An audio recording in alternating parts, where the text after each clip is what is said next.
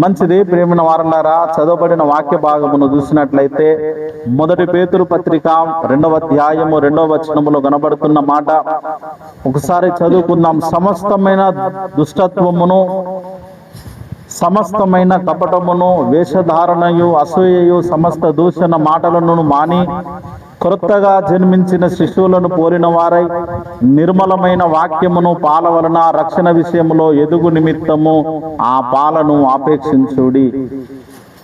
ప్రేమైన వారలారా, చదవబడిన వాక్యములో కనబడుతుంది, క్రొత్తగా జన్మించిన శిశువులను పోలిన వారై రక్షణ విషయములో ఎదుగు నిమిత్తము ఆ పాలను ఆపేక్షించుడి అని కనబడుతుంది.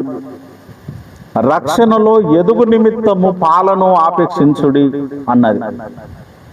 పాలు అనంటే మనందరికి బాగా తెలిసిన విషయం. పిల్లలైతేనే పాలు తాగుతారు, పెద్దవాళ్ళు అయితే భోజనం చేస్తారని తెలుసు. పిల్లలైతే పాలు తాగుతారు, పెద్దవాళ్ళు భోజనం చేస్తారు. ఇది పెద్ద మర్మమేమి కాదు, అందరికి తెలిసిన సంగతి. కానీ ఇక్కడ చెప్పబడుతున్న మాట భౌతికమైన మన పిల్లల గురించి మాట్లాడుతున్న మాట కాదు. ఆధ్యాత్మికంగా రక్షణ ఎదుగుదలకు కావలసిన పాలు అన్నాడు. రక్షణ ఎదుగుదల కొరకు పాలు అపేక్షించండి అన్నాడు. అంటే రక్షణ యొక్క స్థాయి ఎదుగుతూ ఉండాలి అనేది ఇక్కడ మనకు అర్థమవుతుంది. రక్షణలో ఎదుగుట అనగా ముందు ఆ వ్యక్తి రక్షింపబడాలి. ఆరుష్వేది యొక్క జన్మదినమును జరుపుకుంటున్నామంటే ముందు వాడు తల్లి గర్భమున జన్మించి ఉంటే తప్ప మనం జన్మదినమును జరుపుకోలేము. అలాగనే రక్షణను ఎదిగింపజేసుకోవాలంటే ముందు రక్షణ కలిగి ఉండాలి. రక్షణ కలిగి ఉండడం అంటే ఏంటిది? రక్షణ అనగా ప్రమాదము నుండి తప్పించబడుట. ఏ ప్రమాదము? అసలు ఇప్పుడు వచ్చిన ప్రమాదం ఏమిటి అంటే మానవ జాతంతటికి ఒక ప్రమాదము ఏర్పడ్డది.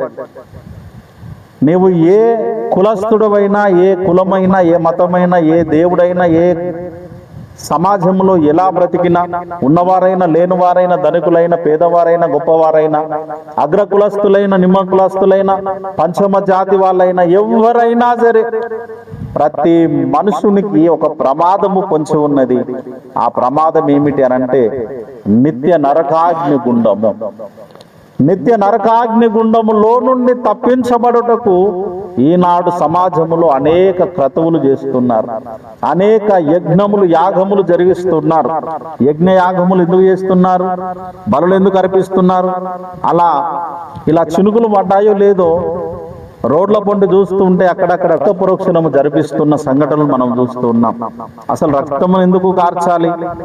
ఆ రక్తమును కార్చకపోతే ఏమవుతుంది అంటే అదొక ఆచారమా అంటే కాదు. మన పూర్వీకులు పెట్టారు. మన పూర్వీకులు ఏం పెట్టారు? ఈ ఆచారమును చేయడం ద్వారా మనకు కొన్ని దోషములు తొలగిపోతాయని పెట్టారు. ఏ మతంలో ఉన్నను తప్పు చేస్తే దేవుడు శిక్షిస్తాడంటారు. మందిరానికి వెళ్ళిన వాళ్ళు పొరపాటు చేస్తే దేవుడు అంటాడు, దైవ సేవకులు అంటారు, పాపం ఒప్పుకొని లేకపోతే శిక్షకు అర్హులు అంటారు. హైందవుల దగ్గరికి వెళ్ళినా అంతే. బ్రాహ్మణ పండితుల దగ్గరికి వెళితే వాళ్ళు మంత్రోచ్చాటన చేసి వాళ్ళు అంటారేంటిది అనంటే మీ అపరాధముల కొరకును పాపముల కొరకును పలానా యజ్ఞం చేయండి, లేకపోతే మీ పాపములు తొలగించబడవు అంటారు. మంచి ఇలాంటివి జరగట్లేదు, ఆ సమాజంలో జరుగుతున్నాయి. ఎందుకై ఇలా జరుగుతుంది అనంటే ప్రమాదము పొంచి ఉన్నదని ప్రతి మతములో ఉన్న వ్యక్తులు నమ్ముతున్నారంట. కానీ ఆ ప్రమాదములో నుండి తప్పించబడుటకు ఎవరికి వారు మార్గాలు ఎత్తుక్కున్నారు. కానీ సర్వశక్తిమంతుడగు యేసునాథుడు మీరు వెతుక్కోవలసిన మార్గాలు అవసరం లేదు, నేనే మార్గమును అన్నాడు. ఇక్కడ వచ్చింది గొడవ. మీరు ఏ మార్గాలను వెతకకండి, నేనే మార్గమును, నా మార్గము గుండా రండి అనగానే ఇక్కడ సమస్య ఏర్పడ్డది. చాలా ఏ దారైనా మంచిదేనండి, ఎట్లా అయినా వెళ్ళినా అక్కడికే వెళుతాము, ఎన్ని క్రతువులు అర్పించినా ఆ పరమేశ్వరునికే చేరుతుంది అని ఎవరన్నా అంటే క్రైస్తవుడు అయితే దానికి ఒప్పుకోడు. క్రైస్తవుడు ఏమంటారంటే కంపల్సరిగా యేసు మార్గములోనే వెళ్ళాలి అంటాడు. అందుకే మా దేశం నుండి వెళ్ళిపోమ్మని అందరూ అంటారు. మా దేశం నుండి మీరు ఎందుకు వెళ్ళాలంటున్నామంటే మీరు ఒకటే మార్గం అంటారు, మా దేవుణ్ణి మొక్కినా మోక్షానికి వెళుతారని మీరు అనట్లేదు కాబట్టి మాకు నచ్చట్లేదు అంటున్నారు. నేను ఇలా అనే వాళ్ళందరికీ ఒక ప్రశ్న, అన్ని దేవుళ్ళు మంచియే, ఏ మార్గము గుండా ఏ దేవుని గుండా వెళ్ళినా ఆ పుణ్యలోకానికే వెళుతామని అన్నప్పుడు కంపల్సరిగా ఏ వ్యక్తికైనా కంపల్సరిగా ఒక ఐడెంటిఫైగా ఒక తండ్రి ఉండాలి అని ఎందుకు అంటున్నారు? ఎవరైనా కావచ్చమ్మా. ఈ సమాజంలో ఫలానా వ్యక్తి వెళుతున్నాడంటే ఆయనను డాడీ అని పలుకుతాడు తప్పకుండా అని ఏ తల్లి చెప్పదు. ఎవరినైనా మనము తండ్రి అనొచ్చండి సమాజంలో, ఒకడే ఎందుకుంటాడు అని ఎందుకు అనట్లేదు అంటున్నాడు. ఒకడే ఎందుకుండడు, అనేక మంది తండ్రులు ఎందుకు ఉండకూడదు అంటున్నాను. ఏ తల్లి అయినా చెప్తుందా?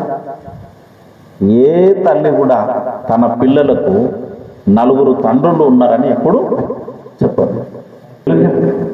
చెప్పరు కదా. ఒకడే తండ్రి అని చెప్తారు. ఆ ఒక్క తండ్రి మనందరినీ కలగజేసిన సర్వశక్తిమంతుడకు విశ్వపాలకుడు, విశ్వమును సృజించిన విశ్వంభవుడు, సర్వేశ్వరుడు అనబడిన యేసయ్య అని చెప్తున్నాం. అట్లా కాదండి, కోతి నుండి వచ్చారు మానవుడు, అందుకే కోతి లక్షణాలు ఉన్నాయి. నాకు ఇప్పటికి 35 ఏళ్ళు ఉన్నాయండి. ఇప్పటి వరకు కోతులునే అంటున్నాయి, కానీ ఏ కోతి దగ్గర మనిషి పుట్టినట్టు కనబడదు. కానీ కోతి లక్షణాలు వచ్చినాయని, కోతి నుండి మానవ పరిణామ క్రమము అలా అభివృద్ధి చెందిందని సైన్స్ వాళ్ళు చెప్పారు. అదే సైన్స్ వాళ్ళు మేము చెప్పిన ఈ కోతి సిద్ధాంతము తప్పు అని కూడా మళ్ళీ చెప్పారు. లేదండి అట్లా కాదు, ఏకకణంగ జీవుల నుండి బహుకణంగ జీవి బయటకు వచ్చింది అని చెప్పేవాళ్ళు ఉన్నారు.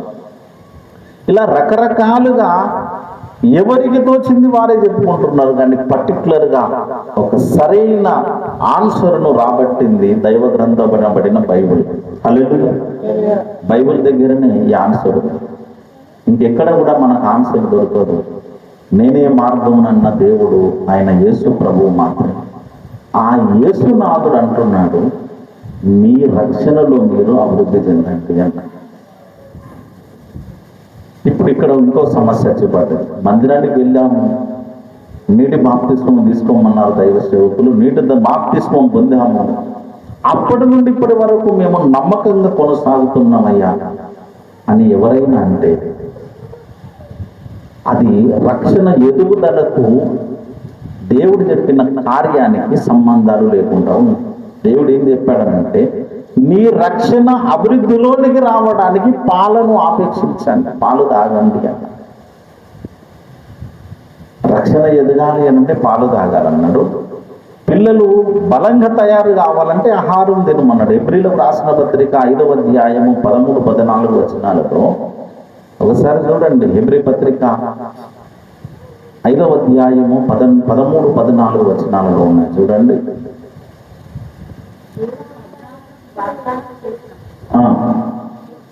హెబ్రీ పత్రిక 5, 13, 14. ఆలుదాగు ప్రతివాడు శిశువే గాని శిశువే గనక 14 వయస్సు వచ్చిన వారు అభ్యాసము చేత మేలు కీడులను వివేచించుటకు సాధకము చేయబడిన జ్ఞానేంద్రియములు కలిగిన వారై ఉన్నారు గనుక బలమైన ఆహారము వారికే తగును అన్నాడు. ఇక్కడ 2 విషయాలు చెప్పాడు పౌలు భక్తుడు. రక్షణ ఎదుగుదల కొరకు పాలను అపేక్షించండి అని అపోస్తలుడైన పేతురు చెప్తే, అదే మాటను ఇంకా కాస్త వివరంగా మనకు అపోస్తలుడైన పౌలు చెబుతున్నాడు. ఏమని అంటే, మీరు ఎదుగుదల కొరకైతే పాలను అపేక్షించండి, మీరు బలంగా తయారముడు అవుట కొరకు బలమైన ఆహారమును భుజించండి అన్నాడు. అంటే రక్షణ డెవలప్మెంట్ కొరకు 2 పనులు జరగాలి. ఒక పిల్లవాడు అభివృద్ధిలోనికి రావడానికి ముందు అతడు పాలు తాగాలి, అటు తరువాత ఆహారం తినాలి. పుట్టినది మొదలుకొని 5 సంవత్సరాలు వచ్చింది, 10 సంవత్సరాలు వచ్చినాయి, 15 వచ్చినాయి, 20 వచ్చినాయి. పాలు చాలా ఆరోగ్యము కాబట్టి 20 ఏళ్ల వరకు కూడా ఆ పిల్లవానికి పాలు పట్టించామనుకోండి, ఎలా ఉంటుంది? ఆరోగ్యమే కదా. పట్టియచ్చా మరి? మేమైతే మా పాపకు 6 నెలలు వచ్చేసరికి పాలు మానిపించే ప్రయత్నం చేసి బలమైన ఆహారం కొరకు అన్నప్రాసనం అనే కార్యక్రమం చేసి, ఎందుకు చేసినామనంటే అప్పటి నుండి ఆమె కొంచెం బలమైన ఆహారం తీసుకోవాలి, ద్రవ పదార్థాలు తీసేసుకొని కొంచెం కొంచెం ఘన పదార్థాలను స్వీకరించాలని మెల్లగా తిండి అలవాటు చేశాం. ఎందుకు చేసామనంటే మాకు తెలుసు ఆమె కొద్దిగా డెవలప్ కావాలి. అప్పటిదాకా పాలు తాగుతుంది, ఇంకా పాలు మానవలసిన సమయం వచ్చింది అని. ప్రేమిన వాళ్ళారా, పాలు మానాలి అని ఆ పిల్లలకు తెలియదు.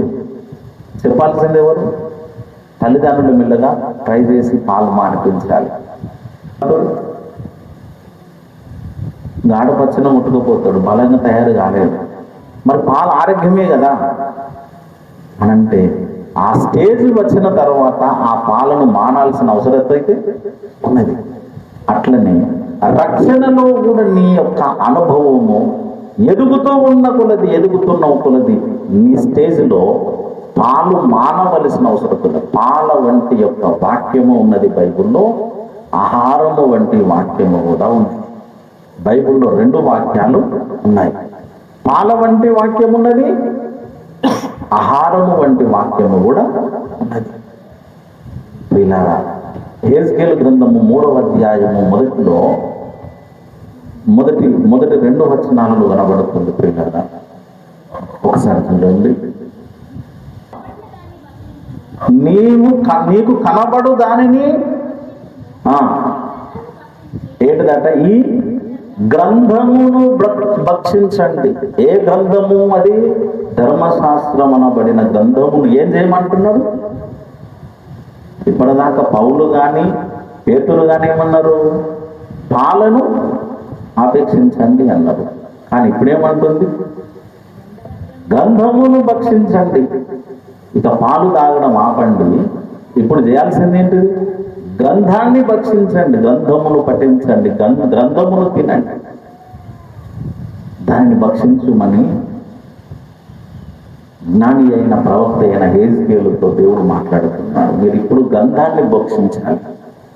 భక్షించడం అనగా భుజించడం. దేన్ని భుజించాలి అని అంటే బైబిల్ని మనం భుజించాలి. అంటే ఈ పేజీలో ఉన్న ఒక్కొక్క పేజీని రోజొకటి తినాల్సియాడా? తినడమా? కాదు. ఏం చేయాలి? అందులో ఉన్న అక్షరములను ఆహారముగా లోనికి తీసుకుంటూ మన ఆత్మీయ భక్తిని మనము డెవలప్ చేసుకోవాలి.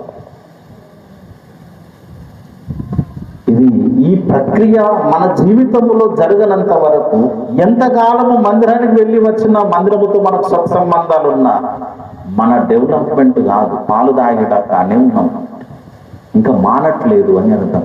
అంటే మానే స్టేజ్ ఏదో నీకు అర్థం కావాలి. పాలు మానిన తరువాత వాక్యం అనే బలమైన ఆహారమును భుజించుటకు మనము అలవాటు పడాలి.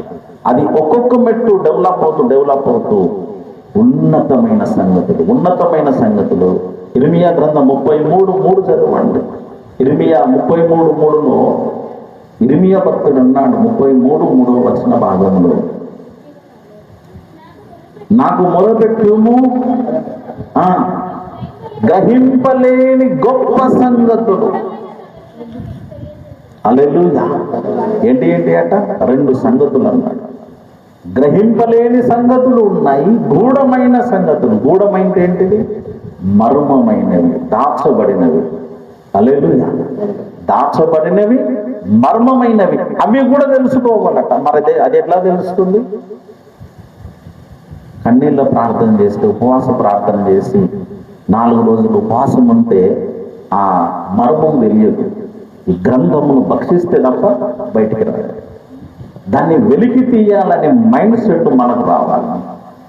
దాన్ని కనుక్కొని ఆ లోతైన విషయములను మనము గ్రహించినట్లయితే మనము అనేక సంగతులను చూడగలుగుతాం. దావీదు అన్నాడు 119వ కీర్తనలు 18వ వచనములో, చూడండి 119వ అధ్యాయము 18వ వచనములో ఆశ్చర్యమైన సంగతులు. 119:18 వచనం.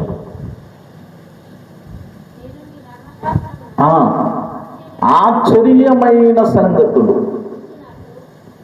నాకు అర్థం కావట్లేదు, అందులో ఆశ్చర్యమైన సంగతులు కూడా ఉన్నాయి. ఆశ్చర్యమైన సంగతులు అంటే వండర్స్, అద్భుతమైన, అంత అద్భుతమైన వండర్స్. వాటిని చూడగానే మనం మైండ్కి అంతు చిక్కని గొప్ప సంగతులు ఉన్నాయి, అంతు చిక్కని సంగతులు ఉన్నాయి, గొప్ప గొప్ప సంగతులు ఉన్నాయి. ఇవన్నిటిని మనము తెలుసుకోవడము, మన రక్షణలో మనము డెవలప్ కావడం, మన రక్షణ అభివృద్ధిలోనికి రావడం, మన రక్షణ డెవలప్మెంట్ కావాలి, రక్షణ డెవలప్ కావాలి. అది ఎంత అభివృద్ధిలోనికి వచ్చిందో అంత డెవలప్మెంట్ మనము చూడగలిగితే దేవునికి చాలా దగ్గరగా మనం బ్రతుకుతున్నామని అర్థం. మనము దేవునికి దగ్గర కావాలి, దేవునికి చాలా సమీపముగా వెళ్ళాలి. ముందు ఒక యజమానుని దగ్గర ఒక వర్కర్ మొదటిసారి జాయిన్ అయినప్పుడు పేరు మాత్రమే తెలుస్తుంది. వారం గడిస్తే కొంచెం దగ్గర అవుతాడు, ఇంకా కొంచెం లోతులు తెలుస్తాయి. ఇద్దరి మధ్యలో సఖ్యత కుదురుతుంది.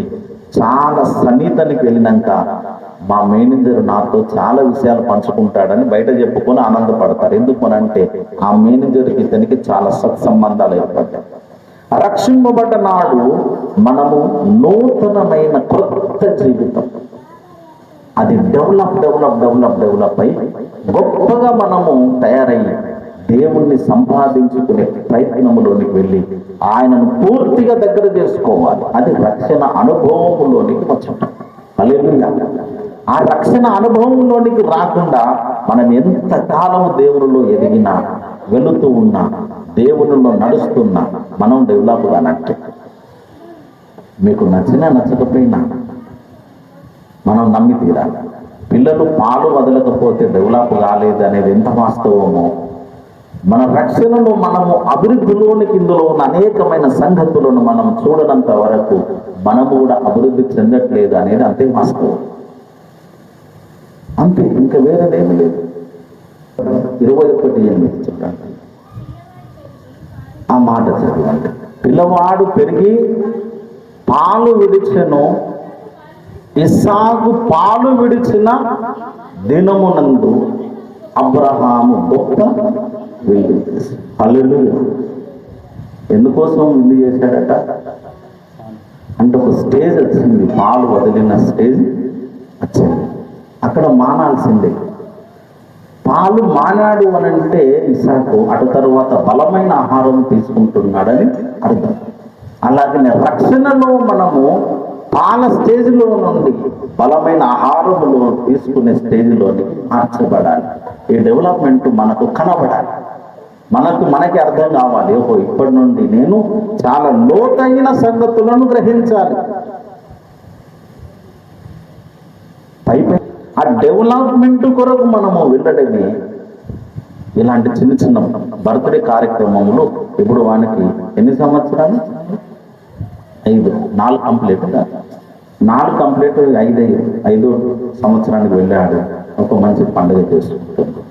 అట్లనే మీ ఆధ్యాత్మిక జీవితంలో ఒక్కొక్క డెవలప్మెంట్కి వచ్చిన తర్వాత ఒక్కొక్క ఫంక్షన్ నువ్వు చేయాలి.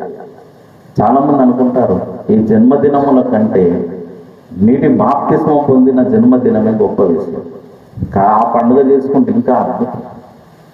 నేను ఇప్పటివరకు ఇంత ఎదిగాను, ఇప్పటి వరకు నా జీవితంలో ఆధ్యాత్మిక స్థాయి ఇంత డెవలప్ అయింది అని గొప్ప విందు చేశామనుకోండి, ఇంకా గొప్పగా దేవునికి మహిమ కలుగుతుంది.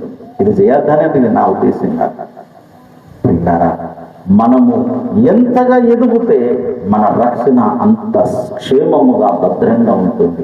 ఎదగకపోతే పొందిన రక్షణ కూడా పుట్టుకన కాలిపోతుంది. అదే మాట అపోస్తలుడైన పౌలు 1 కొరింథీ పత్రిక 10వ అధ్యాయం 3, 4, 5 వచనాలను చెప్పాడు. వాళ్ళను దేవుడు రక్షించుకున్నాడు, తర్వాత వారిలో నమ్మకపోయిన వాళ్ళను దేవుడే చంపిపడేశాడు. 1 కొరింథీ పత్రిక 10వ అధ్యాయములో 3, 4, 5 వచనాల్లో భుజించిరి,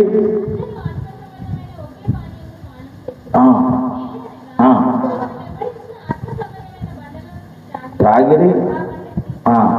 అయితే ఎక్కువ మంది దేవునికి ఇష్టలుగా ఉండకపోయేది కనుక అరణ్యములో వారు సంహరింపబడ్డారు. దేవునికి ఇష్టలుగా లేకపోవడము, రక్షణను లెక్క చేయకపోవడం, దేవుణ్ణి లెక్క చేయకపోవడము, పొందిన రక్షణను నిర్లక్ష్యం చేయడము. అందుకే బైబిల్లో అంటారు, ఇంత గొప్ప రక్షణను నిర్లక్ష్యం చేస్తే ఎలా తప్పించుకుంటున్నాం? తప్పించుకోలేము. ఆ రక్షణను నిర్లక్ష్యం చేయకూడదు. పొందిన రక్షణను మనము నిర్లక్ష్యం చేస్తే మనకు నష్టం కలుగుతుంది. మన రక్షణ నిలకడగా ఉండాలి అని అంటే వాక్యము చేత మనము డెవలప్ కావాలి, అభివృద్ధి చెందాలి, గొప్పగా మనం ఆశీర్వదింపబడాలి. వాక్యం అనే సత్యములో మనము ఎప్పటికప్పుడు డెవలప్ అయ్యే పరిస్థితులను మనము తెచ్చిపెట్టుకోవాలి.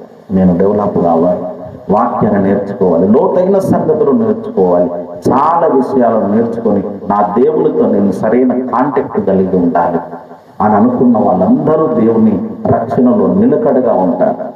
కానీ రక్షణ నిర్లక్ష్యం చేస్తే మాత్రం తప్పించుకునే అవకాశమే ఉండదు. మన ఎక్స్పీరియన్స్ను బట్టి దేవుడు పరలోకాన్ని ఇవ్వడు. అర్థమవుతుందా? మనకున్న ఎక్స్పీరియన్స్ను బట్టి దేవుడు పరలోకం ఇవ్వడు. కాపాడుకున్న వాళ్ళకు మాత్రమే పరలోకం దొరుకుతుంది. పొందిన రక్షణను భయము చేత, వణుకు చేత ఏం చేయాలి? కాపాడుకోవాలి. ఫిలిప్పీలకు రాసిన పత్రిక 2వ అధ్యాయం 12వ వచనములు అంటాడు, మీరు పొందిన రక్షణ మీ సొంత రక్షణ. 2:12 ఎల్లప్పుడూ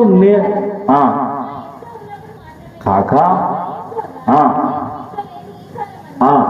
భయము చేతను, వణుకు చేతను మీ సొంత రక్షణను కొనసాగించుకోవడం. భయము, భక్తి ఉండాలి. భయభక్తులతో రక్షణను కాపాడుకోవాలి. మనము పొందిన రక్షణ చాలా గొప్ప విషయము. ఇది నరకము నుండి తప్పించే రక్షణ. ఇది మనం పొందాము. దీన్ని కాపాడుకునే బాధ్యత కూడా మన చేతిలో ఉన్నది. కాపాడుకోకపోతే ఇంతకాలము యేసును నమ్మి మనము దేవుళ్ళు ఎదిగి ఒకరోజు రక్షణ పోగొట్టుకుంటే మళ్ళీ నరకానికి పోయే ప్రమాదం. ఈనాడు మనము స్వస్థత పొందాలి, అటు తర్వాత రక్షణ పొందాలి, పొందిన రక్షణను కడవరకు కాపాడుకోవాలి. ఈ బాధ్యత మనకు లేకపోతే మనం యేసును ఎరిగి కూడా లాభం లేదు. కాస్త మెచ్యూరిటీ మైండ్ వచ్చేసరికి మూల పాఠాలు, పునాది పాఠాలు, సిద్ధాంత పాఠాలు, దేవుని కృపావరాలు ఇవన్నీ నేర్చుకొని ఉండాలి. వాళ్ళు పెద్దవారైనాక తొలగిపోరు, వాళ్ళు క్షేమంగా ఉంటారు. అలా ఉండేటట్టుగా కుటుంబాన్ని దేవుడు ఆశీర్వదించాలి, బాబుని ఆశీర్వదించాలి. అటు కృప చేత ఆ త్రియేక దేవుడు మనందరినీ నింపి ఆశీర్వదించునుగాక. రండి ప్రార్థన చేసుకుందాం.